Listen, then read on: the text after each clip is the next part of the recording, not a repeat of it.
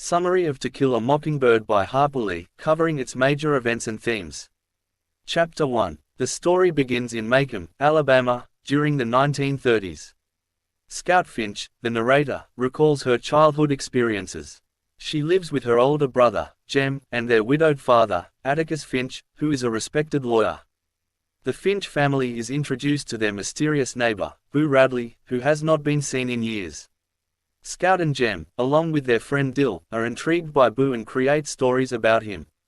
Chapter 2. Scout starts first grade and has a difficult time with her teacher, Miss Caroline, who is new to Macomb and does not understand the local customs. Scout is punished for knowing how to read, which confuses her. Chapter 3. Scout gets into a fight at school with Walter Cunningham, a classmate from a poor family. Atticus teaches Scout the importance of empathy and understanding others. Walter's father, Mr. Cunningham, is a client of Atticus's, and Scout learns more about her father's professional and moral integrity.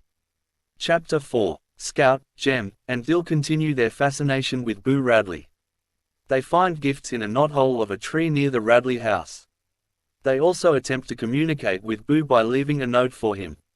Chapter 5. The children's curiosity about Boo Radley grows.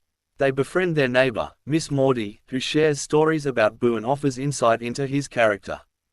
The children continue to try to get Boo to come outside. Chapter 6. The children attempt to spy on Boo Radley and are caught in the process. Jem retrieves his pants from the Radley property, discovering that they have been mended. The gifts in the knothole are also replaced with new items. Chapter 7. The knothole in the tree is filled with cement by Nathan Radley, Boo's brother, preventing further communication. Scout and Jem are disheartened by this action. Chapter 8. Macomb experiences an unusual snowfall. The children build a snowman that resembles Mr. Avery, a neighbor. Boo Radley leaves a blanket around Scout's shoulders during the fire at Miss Maudie's house, indicating his protective nature. Chapter 9. Atticus agrees to defend Tom Robinson, an African-American man accused of raping Myla Ewell, a white woman. This decision causes tension in the community and among the Finch family. Chapter 10. Atticus's moral courage is showcased when he shoots a rabid dog, demonstrating his skills as a marksman and his commitment to protecting the town. Scout learns that Atticus is not only a lawyer but also a man of principle. Chapter 11. Jem and Scout encounter Mrs. Dubose, a cranky old woman who insults their father. After her death, Atticus explains that Mrs. Dubose was battling a morphine addiction and that true courage is fighting a battle you know you're going to lose. Chapter 12. Jem and Scout attend Calpurnia's African American church. They face initial hostility from the congregation but are ultimately accepted. Calpurnia's dual life as both a caretaker for the Finch family and a respected member of her community is revealed. Chapter 13. Aunt Alexandra comes to live with the Finch family. She emphasizes social class and family heritage, adding tension to the household.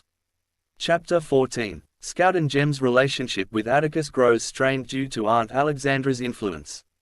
Scout continues to struggle with her identity and the societal expectations imposed on her.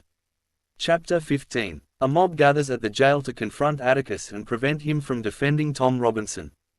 Atticus remains calm, and Scout intervenes by recognizing Mr.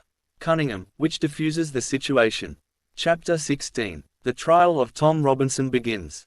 Atticus's defense strategy involves exposing the lack of evidence and questioning the credibility of the Ewell's accusations. The courtroom drama reveals the racial prejudices embedded in the community.